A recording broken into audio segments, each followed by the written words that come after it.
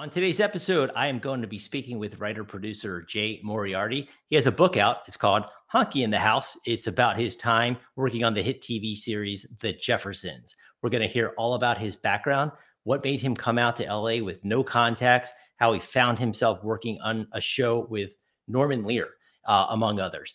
All about his entire journey. I think if you're a writer, you're a budding writer, you're someone that's just a fan of television, this is a great story. I can't wait to share it with you. And here we are with Jay Moriarty.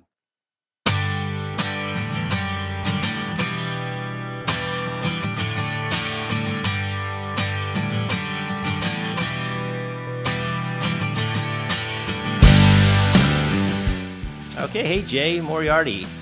Thank you very much for joining me today on the podcast. I know it's been a tough, long summer for both of us, but I do really, truly appreciate you joining me today. It's great to be here, Joe. I'd rather be here than anywhere else right now. Exactly. Well, speaking of, the summer, I took some time to read your book, Honky in the House. And clearly you had, a heck of a journey in the TV industry. And where I wanted to start was literature. You have great taste in literature.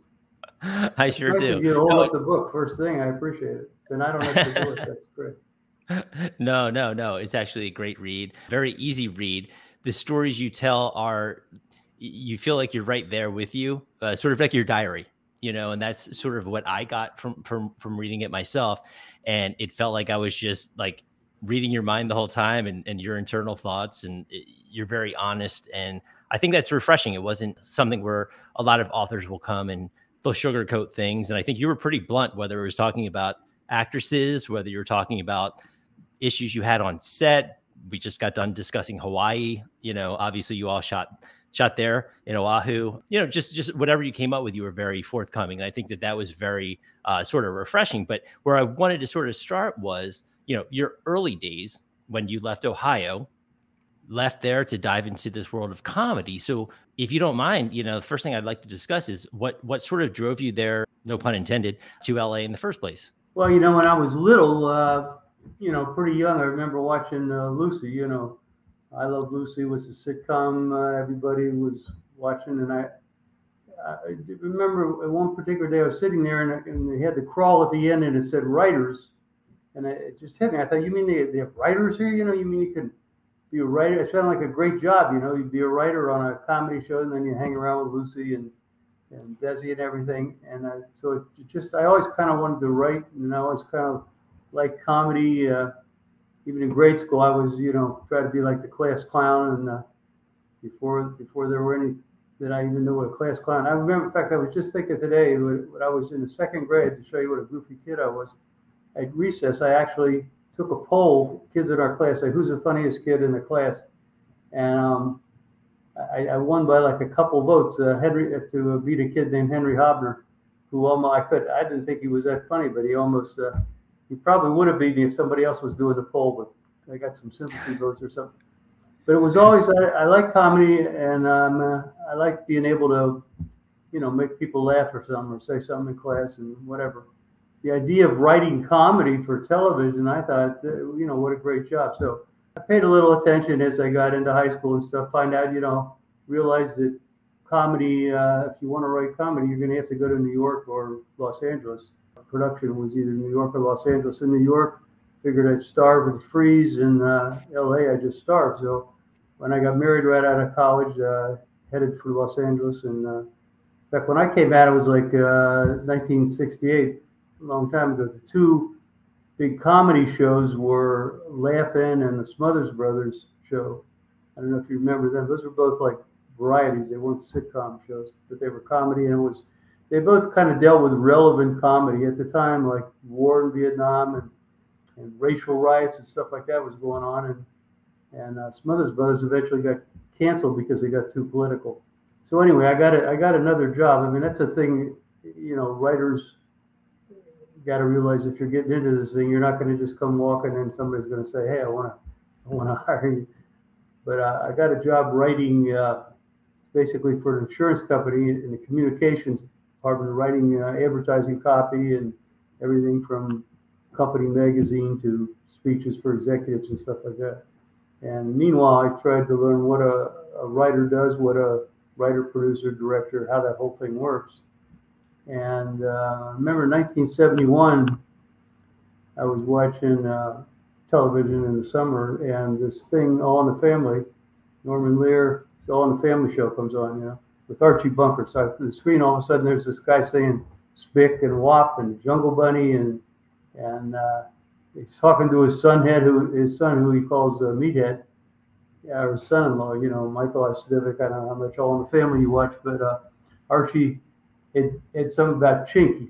He referred to a guy as a chink, and Meathead says, you know, Arch, that's a slur against the whole culture of people, you know, and besides, the guy's not even Chinese, he's Japanese, and Archie says, you know, well, you mean you could tell the difference between a Chinese guy and a Japanese guy? And he said, yeah, I could. And he said, yeah, he said, like, you know, if they were standing next to each other, you could tell the difference. And Arch says, oh yeah, sure. You'd say which one of you is a chink and which is a Jap. And I'm watching this stuff on television, and I'm going, this is satire. I mean, this is what I want to write. And from there on, I was focused on, I wanted to write All in the Family, and I find out that Norman Lear, you know, was the guy behind All in the Family. That was supposed to be a summer show that wasn't going to last long or whatever, but it became the #1 watch show at the end of the summer. And then I really got, when my parents came out to visit, I remember I took them, first sitcom I ever went to, I took my parents to see All in the Family, and Norman Lear gave the warm up and everything, and I just thought, man, this is where I belong. This is what I want to do. I felt fortunate to be able to. I wanted, you know, coming out of college and everything in the '60s, I was a classic baby boomer. You know, boomers were, you know, World War II ended 1945. Soldiers came home, and by 1946, everybody was having a lot of. This was baby boom, you know. So, but baby boomers grew up, you know, wanting to fix the world, and you know, with the Beatles and all that kind of thing. And so, I wanted to write comedy, but write relevant comedy. The sitcoms that were on the air at the time, before All in the Family, were like Petticoat Junction and Beverly Hillbillies, and you know, stuff like that. So All in the Family started a whole new thing of issue-oriented comedy. You know, and you were in what, Burbank at the time when you moved out here? Yeah, we you know, Laugh-In, which was the hit show, the big hit show on TV. They would always say they were in beautiful downtown Burbank. The show is coming to you from beautiful downtown Burbank. And so we ended up, my new wife and I, going to Burbank. And we stopped in Hollywood first, and Hollywood was really a cheesy, I mean, Hollywood itself, not a place you want to spend a night, let alone a week. But so we lived in Burbank. Actually, was a nice place. And we right down the street, we got a place that's more of a motel than it was an apartment, but it was right down the street from NBC, which was where they shot Laugh-In. Yeah, it's kind of similar to myself, because I came from New Jersey, came out, I was going to do New York or I was going to do LA, and it was like same difference. Well, it's much nicer weather. And I said, I'll just give it 6 months and see if I can get some production work and things like that. And I actually did live in Hollywood, if you can believe it. Oh, yeah? Sure. Yeah. Where'd you live? I was on a street called Schrader, which is near Wilcox and Sunset. Yeah. And and the funny part with me is because I came out in like the spring break before I graduated college, everything was a blur. Ventura Boulevard looked like Sunset, looked like Laurel, looked like Crescent Heights, you know, it turns into this and that. So I had been going down around the Beverly Center, and I don't know why there was this lingerie store called Trashy Lingerie, and it's right on Beverly. Oh, it's on La Cienega, closer to Beverly. There's a gas station at Beverly, but a little farther north. So for some reason in my head, I had a friend that told me, oh, you know, there's an opening in a building. It's, you know, right, it's $450 a month, electric included. I said, oh, great. Called the landlord. He says, oh, yeah. He says, we're right up the street from Fredericks of Hollywood. And in my mind, I'm thinking, oh, my gosh, $450 a month. I live near the Beverly Center. Overnighted him a check, got the lease going, you know, flew out here 3 months later, and it was actually Sunset and Wilcox. It was not anywhere near West Hollywood. It was like East Hollywood. So that was a very long 6 months there. I mean, it's gotten better now, but back then too, it was just not the place you'd want to, you know, come out here and it was different. Some of my friends chose Burbank, and I think that was in retrospect a smarter move. What year did you come out? 99. Oh yeah. Yeah. So I came right in June of 99, graduated May 20th. And I think I was out here June 9th, which is crazy because I'm total mama's boy, like not the kind of person you would expect to move across country. But it's, I said, I'll give it 6 months. The lease was 6 months, and boom, here we are. Life happens, You've been a couple decades now. You're almost a what's the word I want to have? You're local. Native, or no? I'm kidding. I've been here longer than I lived in New Jersey. So for what that's worth, it flies by, And I always was, I had friends that were trying to become writers, and they'd become assistants or production assistants in writers' rooms or for the writers, but none of them were sort of able to break through to actually getting to. Obviously, you went to the top, but at least even getting in as maybe a story editor, whatever the next step would be. But, did you find that you had some sort of a secret formula, whatever in your mind, that helped you write these pilots, perhaps that would get you, recognition through people, and what you thought maybe was in those pilots? It's crucial. How do you sort of hook an audience right from the get-go if that's what the intent is? Well, first I want to make it clear, it took me a while. I mean, I was out here 5 years before I finally sold a script or whatever, and so it does take a while. I taught for a number of years at SC. I mean, after I was writing, and so my students, I always tell them, it's going to be 5 years before students get out of at SC particularly. They think some people lined up waiting for them to get out of college and going to hire them to be in the film school. This was, I taught writing. Nothing happens overnight. I write about this all in my book, by the way, but how did I get started? Well, I knew I wanted to work for Norman Lear, and I actually, after I saw that thing with my parents, I went home and I wrote a treatment about called The Draft Dodger, where a friend of Meathead's was a draft. In those days, you could, if you didn't want to go kill people in Vietnam, you had to go to hide out in Canada or whatever. So Meathead's friend who's living in Canada comes back and visits Meathead. It ends up in this is a Christmas time, and he ends up at the bunker house at Christmas. So the idea is basically the clash. When Archie finds out he's got a draft dodger in his house. But I thought that would be an interesting show for All in the Family. I sent the thing in. I mentioned in the book how I contacted a couple agents, but I wasn't really working or doing anything in television yet. But I sent the treatment in and heard back, and then seemed like about a month or whatever, and say it may pass. So that didn't get me anywhere. But eventually, I came to realize in a 5-year period or 4-year period, the three things I needed to break into television writing were a spec script. You have to have a sample of your writing, it's like a calling card, and an agent and a partner. Because they like to hire teams. Because basically, you get two for the price of one if you hire teams. And comedy is really, you can write comedy best with a partner. You have somebody to bounce off. You find out what's funny, It's easier, and it's easier once you get in, establish yourself as a partner. You can move up faster through the ranks, end up producing and stuff like my partner and I did. So I write in the book about how I went to a comedy writer's workshop, which I ordinarily wouldn't go to, because I always thought writing was something you it's not a group thing, but I wanted to meet hopefully a partner, and that's how I met Mike Billigan, my partner. We started, the first thing we ever wrote together was an Odd Couple script. Odd Couple was a show on the air, and we started showing that around, and anyway, eventually got an agent. Turns out the very first show we actually sold was a Good Times episode. When you're writing, I can talk about comedy, and so if you got anybody out there who's listening and wants to know about comedy, I can tell you pretty much. Well, of course, the business has changed a lot since I broke in, but then a lot of stuff is the same.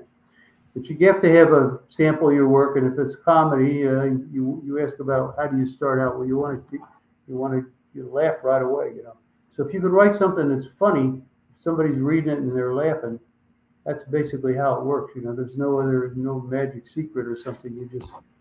You kind of come up with something that's funny, and then what you got to do is figure out, like, if you wanted to write for, Good Times was a Norman Lear show. It was All in the Family at the time was Norman Lear show. Maude was a spinoff with B. Arthur. And Good Times was like the first black family you ever saw on television. That was pretty provocative, pretty radical. Our agent, who agreed to represent us, although we didn't have any, he hadn't sold anything, said Good Times was looking for stories. They just came on the air. We had watched the show, and the point I was going to make is that those three shows that were on, Norman Lear dealt with issue-oriented comedy, things that were happening in the world. I read in Psychology Today magazine. I would look in all the magazines and see what was happening at the time. And on the cover of Emmy was an article about suicide among black women. So suicide was the number one suicide victims were young black demographic. Women. Yeah, and I thought that would be an interest. I thought, Norman Lear, this guy, he would like it. So my partner and I, Mike and I, wrote up 3 basic stories because our agent said, why don't you write 3? They just want write down 3 ideas and send them to them. So that's what we did. So we got a call from the exec producer, Alan Mannings, who said Norman Lear liked one of the ideas and Alan wanted to meet with us. So Mike and I went down there. We talked on the way down which one you think it was, and Mike thought it was the one about Thelma being pregnant. She was a girl on the show, and I pretty much thought it was going to be the suicide one, although you wouldn't think suicide would be something for a sitcom, but the Norman Lear thing. Anyway, that's the one that we're thinking about was the. Actually, I'm screwing that up. It was the IQ test. Wow, I'm really suicide thing came later. Anyway, the idea I had that I read in Psychology Today magazine, it was that William Shockley is a Nobel Peace Prize winning guy, and he was saying that black people are innately less intelligent. So African American people are less intelligent than white people naturally. But there's a black professor who wrote a what do you call a black intelligence test that you give to white people, and then they fail it. So that was the key. That was the thing that Norman liked, and basically that was our first assignment. So we went and talked with Alan Mannings and 2 other writers who were there, and we came out with our first assignment. So we were really walking on air then. And once we got that assignment, it still took a while then to get the second thing happening. But eventually, our first staff job was writing for the Jeffersons. When the Jeffersons came out, they did 13 episodes, and they actually, because we'd written for Good Times, we got a letter saying, "Hey, you want to come pitch to the Jeffersons?" And then I had seen a story in Time magazine about kids that had been adopted could now, this was new, usually when you were adopted, you couldn't find out who your real parents were, but now you were able to trace your parents. And we watched, I don't know how much you know the Jeffersons, but the family on the Jeffersons, there was George and there was Wheezy, and if you watch the show, George talked about when he was in Korea. And so we worked up a story where a girl shows up at the Jeffersons' door and says she's Louise's daughter. And they were going, well, it can't be your daughter and all. And then she has her certificate, her birth certificate, has Louise's name on it. But it has some other guy's name as a father. And it happens to be when George was in the Navy. And then, of course, they start fighting about it and like that. Anyway, they liked that idea on the Jeffersons. The show was being run by Don Nichol and Bernie West and Mickey Ross, who were Norman Lear's chief writers that wrote All in the Family for the last 4 or 5 years, and all the Emmys that they were winning. All these guys were like our idols, So long story short, we ended up working with Don Nichol and Bernie and starting in the 2nd season of the Jeffersons.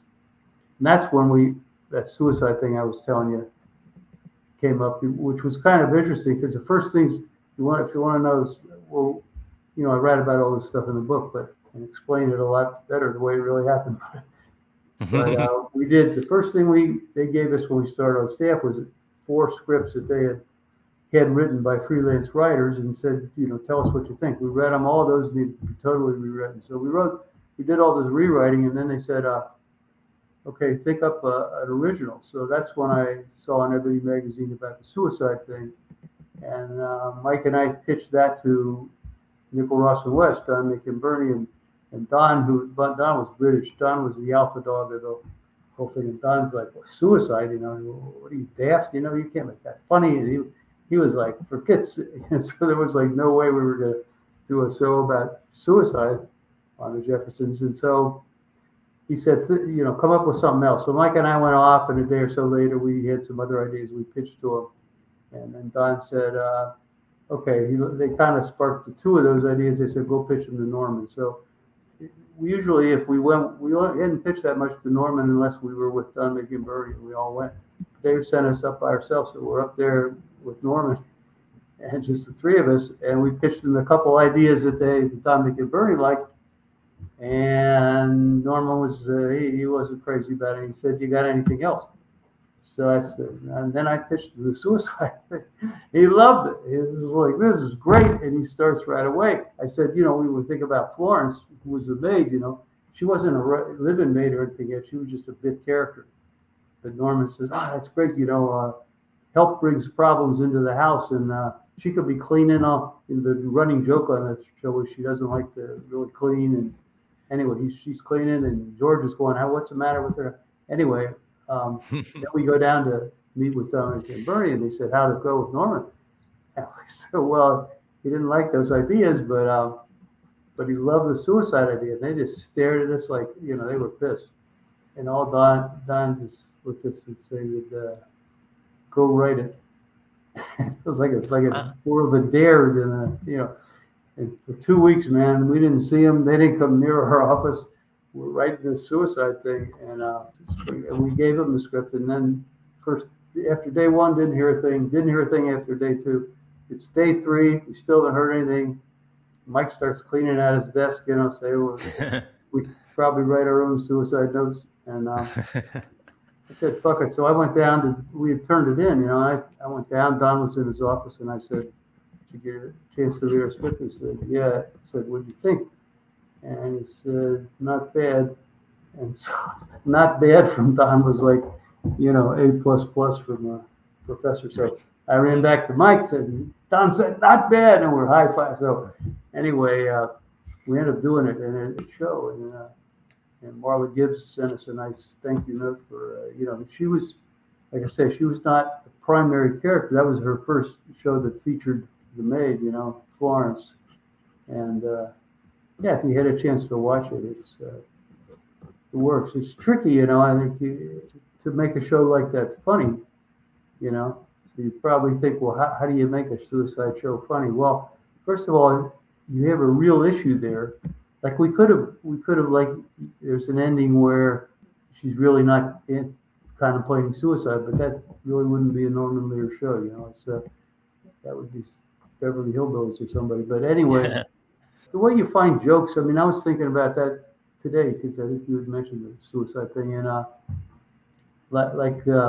we established in there, Florence gives to Louise something that's important to her, to Florence, a ribbon that she won in a swim meet when she was young. And it was third place in the Harlem swim meet or whatever. And when Tom Willis, I don't know, once again, how much Jeffersons you watch, but the white honky who comes in, because Louise wanted to talk to them, and he's, hey, how you doing? What's happening? And George says, Louise thinks,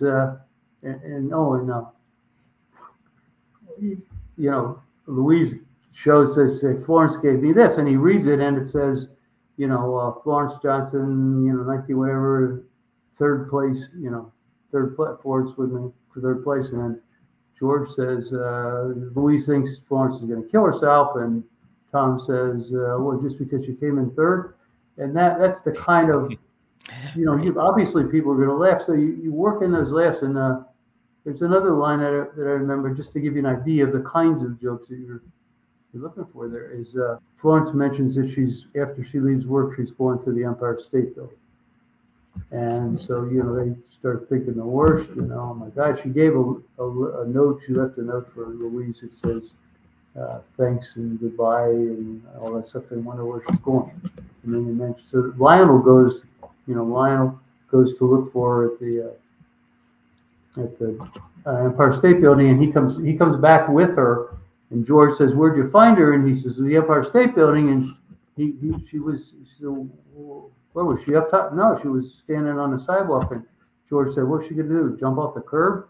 And it's just kind of those kinds of jokes. So he didn't believe that she was really. In fact, none of us were sure if Louise or if we were overreacting or not. But it turns out, yeah, she is. And so, what Norman was great is combining. I mean, I learned from watching All in the Family that you can combine comedy and drama. You can do serious. And to me, that was a revelation. I thought there were two separate things. You had comedy and you had drama, and you don't mix them.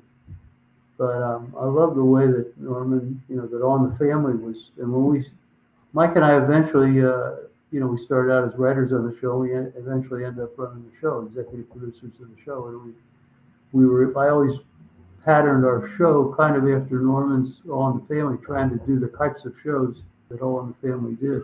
Right. And that was sort of like you answered my one question, which was about how you sort of tackled those serious issues while also making them comedic. I guess now they call them dramedies, the dramatic comedy. Sometimes they a little genre that's been, floating around for a couple years. But in terms of working with Norm, I know you said you'd meet him with the other, the higher ups when you would sit down with him, and sound like he was maybe a man of not many words.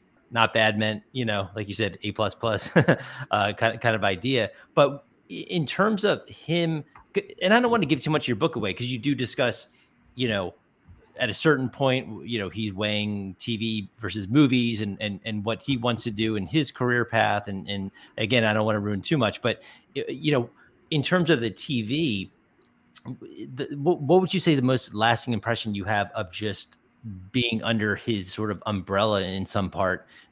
What did that leave on you in terms of your career and his legacy, and what you sort of picked up from that the most important thing you would say? Well, the most important is just realizing what I just said, that you can combine comedy and drama. Now, when we were doing the show, the Jeffersons, Don, Nick, and Bernie, who I mentioned, Nickel, Ross, and Wes, Norman trusted them. They had worked with him for so long. Basically, they created the Jeffersons. He kind of left them alone. Of all the shows that were there at the time, they were doing Maude, Good Times, One Day at a Time was in development. All that was happening. And the way most of the shows, like Good Times, would be up there waiting outside Norman's office to get in to meet with Norman and kind of clear stories while Maude was in it. And when Maude writers come out, they could. But we didn't. The Jeffersons, we just when I first started, we went a few times to meet with Norman, and then we didn't. And then he just kind of let them run the show. Every once in a while, Norman would come down, and there was a time when I mentioned that Draft Dodger show, Yep. It never got. I eventually, after we worked on Jeffersons a year, and I knew All in the Family. That was the end. It was like in March. I knew they'd be looking for stories, and there was Jimmy Carter at the time was president, and it was a big issue in the country. Was, do you give amnesty to draft dodgers? And I just thought, I think Norman liked this idea, so I went up and pitched it. Just got Norman in his office, and he loved it. And so we ended up writing the Draft Dodger show, like for All in the Family. But basically, and I write about that all in the book. And I don't know if you know the Live in Front of a Studio Audience that Jimmy Kimmel and Norman do, right? Mm-hmm. They do shows. They do, like when they did 2 episodes of Jeffersons and All in the Family. From back there, they used the same script. So they did the Draft Dodger. And that was weird to see after 40, we wrote a script 40 years ago, and now it's being acted live on television with Woody Harrelson playing Archie Bunker. Marissa Tomei was Edith, but they didn't change a word of the script. They did the same script, which was weird. But it holds up, right? It's interesting because I thought, who knows what a draft dodger is today? I mean, young people, what do they know from the draft? But no, nothing. These young people were really moved. The show it won an Emmy category, and and it streams now all the time, and it got big ratings, and so much so that Norman, they've done a number after that, like they've done it like 3 times now, live in front of a studio audience, whole new concept, you know. But yeah, it was interesting. We learned a lot from Don, Mickey, and Bernie, who had learned from Norman. So it was kind of, you know, all the basics. I mean, we learned everything from Don, Mickey, and Bernie. But things Norman would say, like hang a lantern on it, which I think was from George Bernard Shaw or something. You know, if you have something okay. that's, you know how to hang a lantern on it, you know what that means? Or Norman would say things like, if you read a script, he'd say, we could have a moment here. And in other words, a moment was something like, you know, either a hug or a kiss or a joke or something that goes inside, something heartfelt, like I don't know if you remember on All in the Family when Sammy Davis kisses Archie on the cheek. That was like a classic episode with Sammy Davis, this black, you know, Archie was driving a cab part-time and Sammy Davis was in, and he left his briefcase in Archie's cab, and they get them together, and Archie just couldn't get his picture taken in the paper with Sammy Davis, and Sammy kisses him. I mean, the audience goes nuts with it. So you always look for that kind of thing. There's a kidnapping episode we did of the Jeffersons, and George, where George says, you know, he's really upset about Louise, and I couldn't, everything I got, it wouldn't matter to me if I couldn't share it with Louise. But in other words, going for a moment, you're going for not just a laugh, but you're going for something in the heart, you know. And so yeah, I learned that kind of thing from Norman. I learned that you don't have to. We did a tribute episode to Martin Luther King on the Jeffersons, and we ended it going out on Martin Luther King's mountaintop speech. And the network, this is when Mike and I were exec producing the show then, and they wanted us to come back because we did it as a flashback episode, what the Jeffersons were doing the day Martin Luther King was shot. And we said George was trying to start a new cleaning business. That's when he was trying to get a loan for a cleaning business. The network wanted us to end it not on the speech. It wanted us to go back to real time and end it with a joke, which we'd ordinarily kind of maybe do with a flashback show. But we said, that thing is so, you can't go back to a joke, but we just didn't want to go. And we just refused to do it. I mean, I learned that from Norman, you know, you don't have to do something just because the guys at the network say do it. Right. And I write in the book about some experiences with Norman where I saw Norman standing up to the networks, and yeah, it was a great time. I mean, you come to work in those days, and you never know. You know, guy for 60 Minutes would be there doing stuff. You know, Muhammad Ali, and I read in there about when I came to work, and there was this gold Rolls Royce with a license plate that said "Champ" parked in my spot. It was interesting. But you got to meet your mother, I think, right? Yeah. My mom and my kids happened to be. My mom happened to be in town, and we all went down. I read all about that. Meeting the Champ, who was my idol. I grew up in Cincinnati, and Champ was from Louisville, which wasn't that far away. And anyway, those were great times, and All in the Family being number one. Jeffersons eventually, when Mike and I were doing the show became the number one show, and so that was like within 10 years of me coming. I read about in the book, you know. Couldn't have thought I would be running the number one show 10 years after I was there.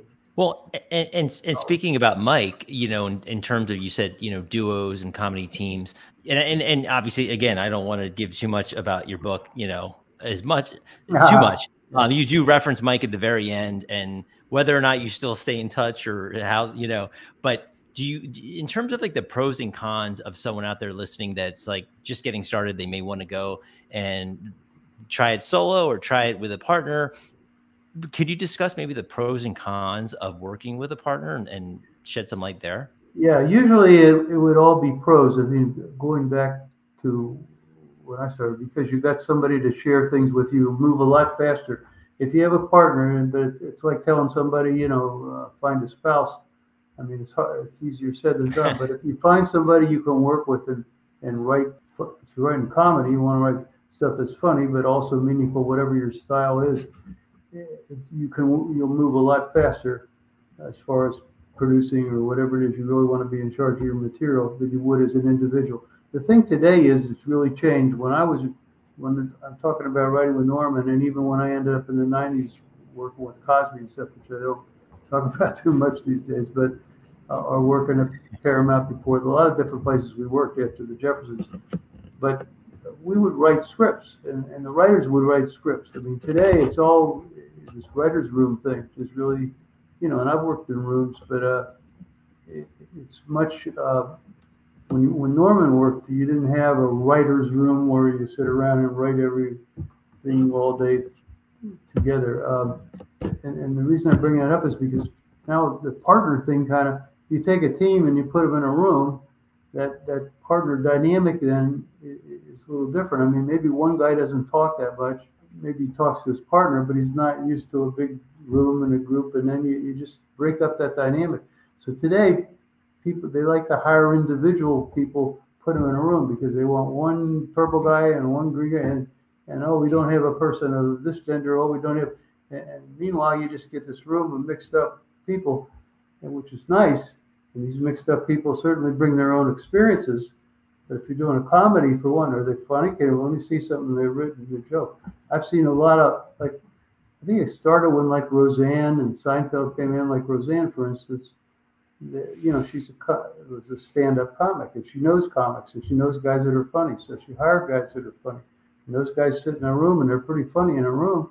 And then you ask them to go write a scene, and it's like, well, this person can't write. It's like they don't understand how beginning, middle, and end. They don't understand how really you word a joke, and so that room thing. If I were advising a young team, I mean, when I taught at USC, I taught for 11 years in the 2000s, 2002, like about 2001 to 2011 or something, and I taught the students wrote individual scripts usually in my class, but I have them write a scene at the beginning in the very first class and then turn in next time. Well, I read these two scenes in there. The two guys kind of had the same rhythms, and I just suggested to them. I said, you guys might, if you want to, you can write your script together, as a team. That's the only two I ever said that to. They wrote a script, wrote together. It was funny. I did a program at USC where I started a program where we actually did the sitcom. So we would write the scripts in the spring and shoot them in the fall in front of a live audience so they get the whole experience of it. And anyway, these guys, I said, you guys are good. They created a show then and they wrote on. And I told them when they graduated, they were undergraduate writers and guys in the writers program. And I said, if you guys take 5 years, and you get jobs, don't get a job. Don't worry about getting a job as an intern or on a show where you're as a runner and get a job where you get off work and you can write at night.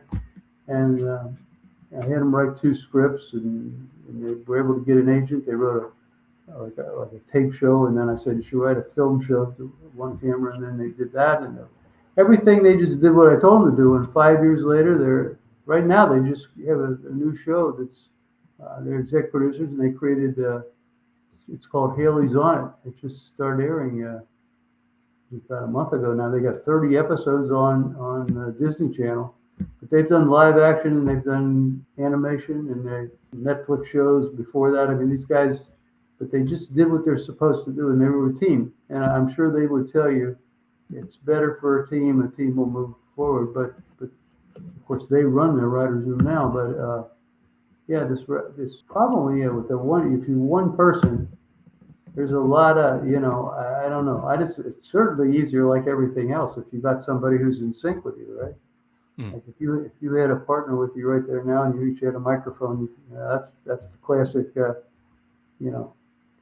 like Howard Stern and stuff. You had the other guys to kick shit around with, but It's a personal thing. If you like to write by yourself and you're good by yourself, that's cool. But then you're going to end up in a writer's room where you got to learn to collaborate anday. And that's everyone's kind of sharing their ideas. That's a whole. I used to in my class we'd write shows and I'd teach the kids how to operate in a writer's room. But you got to know what you're doing. And the two guys I told you about, they've said to me a number of times they really appreciate learning how to, because they've seen young writers come in and they just blew themselves out of the water. They'll come in, some young writers thinking that whoever talks the most gets you know, and whoever can try to be funnier than the next guy and all. And that's the main thing with a writer's room is you got to, who's ever running a room, the exec producer has to be somebody with a strong mind and a strong goal. You got to figure out what that person wants and give it to them. It's like any other job, you know. It's not like you're bringing the, hey, I think the show should be this way. Well, it doesn't matter what you think. What is the showrunner? You know, this whole thing, it used to always be executive producer was the showrunner. And then the executive producer title became, there's so many executive producers, you know. Eddie Murphy's an executive producer. Well, he's never around. What's his company? Oh, his agent wants the title. There's all these executive producers. So the agents and the studios and the networks, nobody knows who's really in charge. So they say, who's the showrunner? So it's become, this guy's a showrunner, this woman's a showrunner. So that's the person who's used to be called the executive producer. But now because there's so many co-executive producers, and I'll find out who the showrunner is. But that's not, you never see that credit. It's not a credit you see on the screen, you know, showrunner. So I don't know if anything I said made sense, but it's. Oh, no, totally makes sense.